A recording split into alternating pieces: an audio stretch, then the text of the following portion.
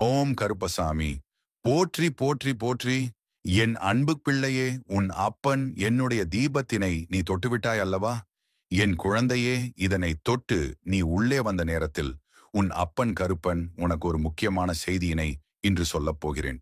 இது உன்னுடைய குடும்பம் சம்பந்தமானது. என் குழந்தையே, உன்னுடைய இரத்த உறவில் இருக்கின்ற ஒருவரை தீய சக்தி அங்கே ஆட்டி படைத்துக் கொண்டிருக்கிறது.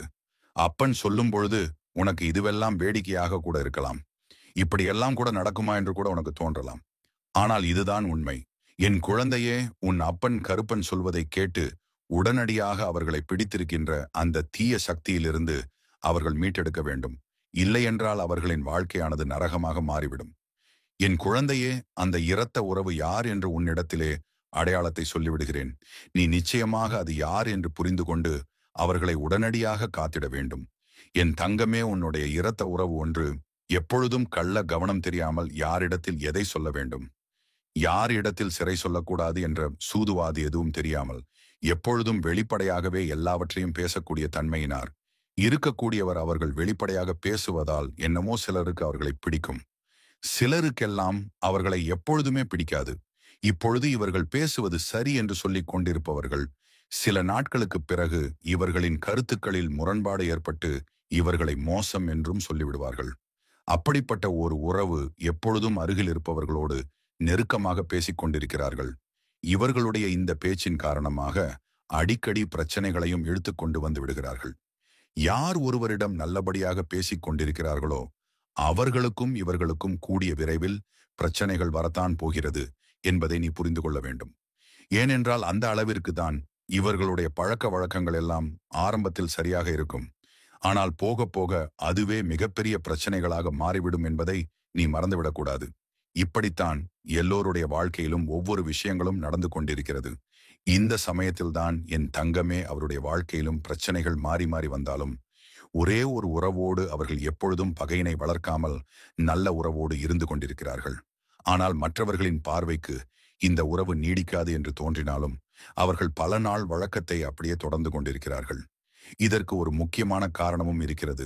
என் தங்கமே, இதற்கான காரணத்தை நான் இப்போது உன்னிடத்தில் சொல்லிவிடுகிறேன். நீ யார் என்று அதற்கு பிறகு கண்டுபிடித்து விடுவாய்.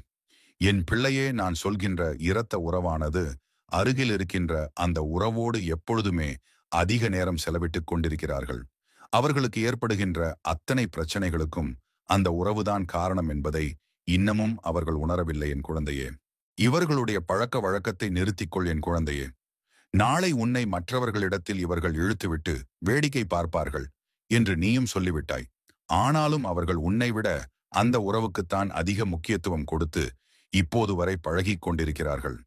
என் தங்கமே, ஒருவருடைய இல்லத்தில் என்ன பிரச்சனை நடக்கிறது என்பதை மற்றவரிடத்தில் சொல்லக்கூடாது அல்லவா?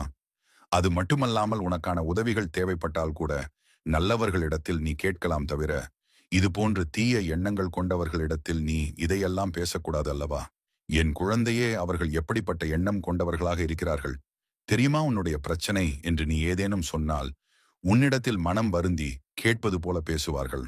ஆனால் மற்றவர்களிடத்திலோ இதையெல்லாம் ஏளனமாக அவர்கள் பேசி சிரித்துக் கொண்டிருக்கிறார்கள். இவர்கள் குடும்பத்தில் இப்படியெல்லாம் நடக்கிறது என்று சொல்லி அங்கே வேடிக்கை ஆட்டிக் கொண்டிருக்கிறார்கள். அதனால் எந்த ஒரு சூழ்நிலையிலும் மற்றவர்களிடத்தில் நம் குடும்ப விஷயங்களை எப்பொழுதும் பகிர்ந்து கொள்ளக்கூடாது என்று நீ அவர்களிடத்தில் சொல்லிக் கொண்டுதான் இருக்கிறாய். ஆனாலும் இவர்கள் எல்லாம் திருந்துவதாக இல்லை. என் பிள்ளையே, இவர்களுக்கான உறவு நீண்ட நாட்கள் நீடித்ததற்கான காரணமும் ஒன்று உள்ளது. அது என்ன தெரியுமா? அவர்களுக்கான பொழுதுபோக்கே உன்னுடைய இரத்த உறவுதான். இவர்களிடத்திலிருந்து அவர்களுக்கு பொழுதை போக்குகிற எல்லா செய்திகளும் கிடைத்து விடுகிறது. அதை மற்றவர்களோடு சொல்லி பேசி அங்கே சிரித்துக் கொண்டிருக்கிறார்கள். ஒரு குடும்பத்தின் நிலையை வெளியில் சொல்லி சந்தோஷப்படுகிறார்கள் என்றால் இவர்களின் மனநிலை எப்படி இருக்கிறது என்பதை நீயாக புரிந்து கொள்ள வேண்டும். என் தங்கமே, எப்பொழுதுமே மற்றவரின் வேதனைகளுக்கு நாம் ஆறுதலாகத்தான் இருக்க வேண்டும் தவிர மற்றவர்களின் வேதனைகளுக்கும் கஷ்டத்திற்கும் நாம் சந்தோஷப்படுவதும் கொண்டாட்டத்தில் கூலிப்பதும் தவறான விஷயம் அல்லவா? என் பிள்ளையே, இப்பொழுதாவது அப்பன் சொன்ன அந்த தீய சக்தி யார் என்று தெரிந்து கொண்டாயா? அந்த உறவுதான் உண்மையாகவே தீய சக்தி. உன்னுடைய உடன் பிறந்த உறவை ஆட்டி படைப்பதோடு மட்டுமல்லாமல் அவர்களிடத்தில் நல்லவர்கள் போல நடித்து அவர்கள் மனதையும் மாற்றி வைத்திருக்கின்றார்கள். உன்னுடைய குடும்பத்திற்கு எதிராகவே உன்னுடைய அந்த இரத்த உறவையும் திருப்புவதற்கான எல்லா முயற்சிகளையும் அங்கே நாள்தோறும் செய்து கொண்டுதான் இருக்கிறார்கள். இவர்கள் ஒவ்வொரு நாளும் உன்னுடைய வாழ்க்கையில் ஏற்படுத்துகின்ற பிரச்சனைகளினால் நீ ஏற்கனவே மனம் உடைந்து போய்தான் இருக்கின்றாய். என்றாவது இவர்களிடத்தில் சென்று கேட்டுவிடலாமா? எதற்கு உங்களுக்கெல்லாம் இது போன்ற தேவையில்லாத வேலைகள் என்று சொல்லிவிடலாமா? ஓங்கி அறைந்து விடலாமா என்று கூட உனக்குள்ளே தோன்றுகிறது. இருந்தாலும் நம்முடைய குடும்பத்தில் இருக்கக்கூடியவர்கள் இதையெல்லாம் புரிந்து கொள்ளவில்லையே என்று நீ நாள்தோறும் ஆதங்கத்தோடு தான் இருக்கிறாய். ஆனால் உன்னுடைய இரத்த உறவை நினைக்கும் பொழுது சில நேரங்களில் உனக்கே வேதனையாகத்தான் இருக்கிறது. இந்த அளவிற்கு ஒருவரால் வெள்ளந்தியாக இருக்க முடியுமா? தன்னோடு பழகுகின்றவர்கள் தன்னை பற்றி என்ன நினைக்கின்றார்கள் என்று கூட தெரியாமல் இப்போது வரை நீ தவிக்கிறாய் அல்லவா?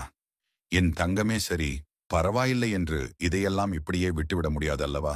நம்முடைய குடும்பத்தின் பெயரை வெளியில் அசிங்கப்படுத்தி விடுகிறார்களே, மற்றவர்கள் முன்னிலையில் கேவலப்படுத்தி விடுகிறார்களே என்ற கோபமும், அதே கோபத்தினால் நீ அவர்களுக்கு எதையாவது காயத்தை ஏற்படுத்தி விடுவாயோ என்ற பயமும் உனக்குள் இருந்து கொண்டுதான் இருக்கிறது. நீ என்னிடத்தில் இந்த விஷயத்தை பற்றி எல்லாம் வேண்டுதலாக சொல்லும் பொழுது உன் அப்பன் உன்னிடத்தில் சொன்ன விஷயங்கள் உனக்கு நினைவிருக்கிறது அல்லவா? இது போன்ற மனிதர்களுடைய வேஷங்கள் எல்லாம் நீண்ட நாட்கள் நிலைத்திருக்காது. ஒரு நாள் நிச்சயமாக கலைந்தேதான் தீரும். என் அன்பு குழந்தைக்கு இந்த கருப்பனின் ஆசீர்வாதங்களும் அன்பும் துணையும் என்றென்றைக்கும் முழுமையாக கிடைத்துக் கொண்டே இருக்கும். உனக்காக நான் இருக்கிறேன். நீ நலமுடன் இருப்பாய். நான் உன்னுடன் இருக்கும் வரை உன்னை எந்த கெடுதலும் நெருங்காது.